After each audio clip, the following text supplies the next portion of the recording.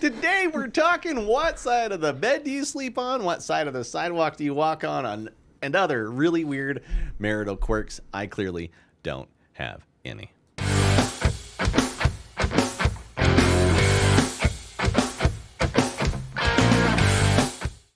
All right, gang. So we're talking about the weird quirks and rules in marriage, and those go all the way down to what side of the bed you sleep on, what side of the sidewalk you walk on, who drives. That's the other thing, is what side you sit on. That's not a real question. It's not. Anyway, whatever. One Okay. of us has to do this. Look, All right. when you are walking, when you go out to onto a walk with your wife, Yes. where are you in proximity to the street? Whatever I do, I make sure she's closest. That way, if a car comes at us, I can push her in front of it and run like hell. No, it's just the opposite. What I do It's is just the opposite. Yes. I actually walk on the street side of it because that's what chivalry taught me from a very young age. My dad's like, a man always walks on the side of the road. You always walk That's on right. the outside. So it was really weird when my wife and I were dating. Yeah. Because apparently this was never something that had happened to her. Really? And thereby, so it might have it happened shocked by her? chance. Yeah. Right? But I will do things like where she would start walking Uh-huh. and she was closer to the street. And then I would stop and then go behind her and then move her Right. to the inside of the sidewalk. And she used to, and then so I would stop and then she would stop Right.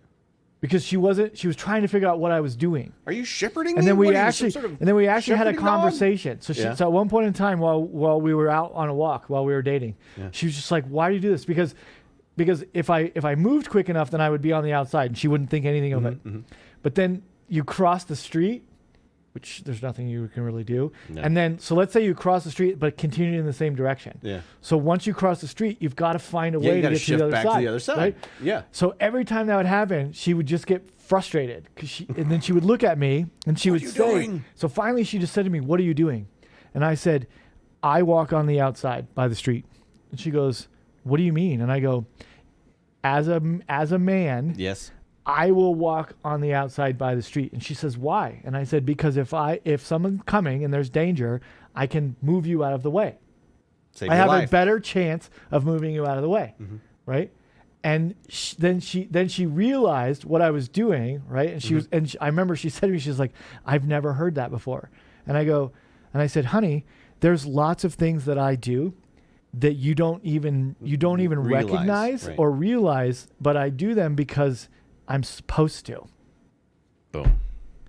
And we're not talking like open the door when you're walking into a building type stuff, Right. right? We're talking like You guys should do. open the door for her when she goes to the car, Yes. You should. right? Walking on the outside of the sidewalk, giving her your jacket. So wearing layers because you assume that should you have to shed layers, it's better to have a t-shirt on than not, Right. right? So there are all kinds of things that contingency plans that I would have in my head. And then when I would give her things or do things for her, she would respond that was not something that she expected. Because there's a reason why we're married. That's right. And there's a reason why all the jackwagons that she dated before we met are Aren't just around. jackwagons in the That's right. past. That's right. Absolutely. Yes. I'm trying to explain that when you come from certain generations, it may not, I don't know how it is with millennials and youth now. Well, But I don't know basically if they were watching them, it I've never seen the seems to be behavior. a free-for-all. But, a lot of my family was from the South. So there was a lot of expectations of being a gentleman all the time, opening the door, walking out on the outside, on the sidewalk, getting the door for the lady, always pushing your chair in and putting it out as you were sitting down to eat, which, believe it or not, I do have some manners. Some have debated this, but I do occasionally. Who sits with their back towards the entrance? I hate having my back towards the entrance because I always got to watch what's coming. Because you're supposed to be the one that's protecting. Yeah. So this was also a weird one that she had to figure out. Yeah. Because we would go into restaurants and she'd, because I'd always let her walk first behind the hostess who was taking us to the table. right? And then they always walk to the back of the table, right, to show you, to present the table. And then because she was first, she'd walk to the back of the table. Nope. Let me get your chair for you over here. And now, and it's funny because the first couple of times that it happens, she's not thinking about it. Mm-hmm. She's just sitting down. And then finally, she asks the question, and then I respond with, my back cannot be to the door, because if something comes through the door, right, then I can react. I can see it. Right. Right. This is why it doesn't matter which side of the bed I'm supposed to sleep on. I sleep on the side that's closest to the door. See, that's where I'm going to take issue, because I was always under the impression, and live this way, that the man should always be on the right side of the bed. No, because if the door is closer, a feng shui thing, if the door is closer to the left side of the bed, then you are putting your wife in jeopardy to bands of marauders. Who's going to protect me? That's your own job. I'm hiring somebody now that stand at the foot of the bed and watch us. Okay. No, You can do that. No. That would be awkward. After I said it, I thought that one through. I think that would be something that your wife would actually hate. Yeah. There's a lot. So the funny part is we've we've lived in a couple different houses, my wife and I. Yeah. And she just rolls her eyes at me. And she's just like, okay, so our bed is facing this way now, so you're gonna sleep over here, because we have actually like swapped sides multiple times. Really? Mm-hmm. I'm always the right side of the bed guy. Reorganize it, right? There are ways like, which side of the garage do you park on? She's always the one closest to the door. That way, when she gets out, she has the least amount of distance to get inside. That's part of it, right? It's also because it's easier to see the proximity and the side of your car on the driver's side. Oh, see, I didn't think. I just always let her get. So then my wife can pull in, and she's not judging the width of the car to figure out how close she is to the other side, right? And that's easier.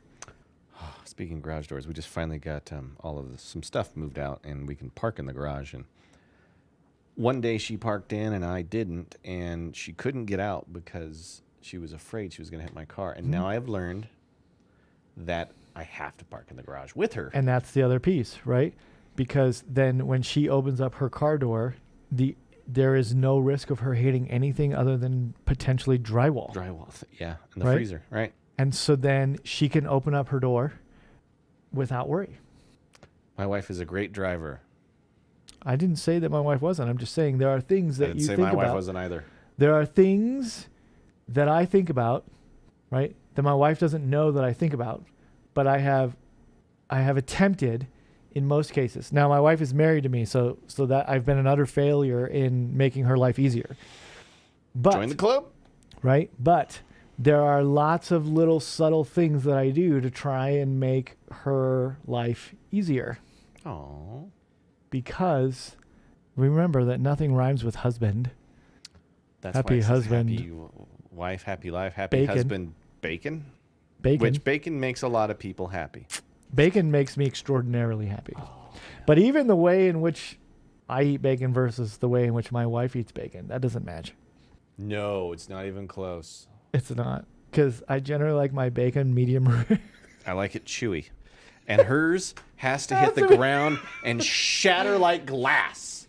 Sometimes it's on the so edge of overcooked, it's like, that's not even bacon anymore. Honey, yes. Thank you. Do you want crumbles on a salad with that? It's awful in its current. And that she hates. She's like, I don't know how you can sit there and chew on bacon. I was like, you just kind of sear it on the side and sear it on that side. And what happened to all the glorious bacon juices when you fried it to a crisp? They are in the pan. They're gone. And they're not in the bacon. They don't exist anymore. Right. And it just turns into like a powder in my tongue. Look, bacon should never turn into powder on the tongue. I don't know how we went from walk on the outside. It doesn't matter. I'm passionate about bacon. I got nothing else to say to you. That's it. Guys, if you like what you've watched here, go ahead and subscribe to the channel, because what we do is important, especially when it comes to the way bacon is made. So share that with your friends. Make sure your wife, husband, whatever that partner may be, understands that chewy bacon is the way to go. Not that powder crap that ends up in your mouth where all the beautiful juices sit in the pan. No. Subscribe to the channel. Like what we do. Head over to ourcommunitynow.com. We show you how to make real bacon there. I'm sure there's a story for it. God, I'm angry now. I hate it when I'm like this. Guys, I'm Josh. He's leaving. Whatever. We'll see you next time. I don't even know how this... Remember, chewy bacon.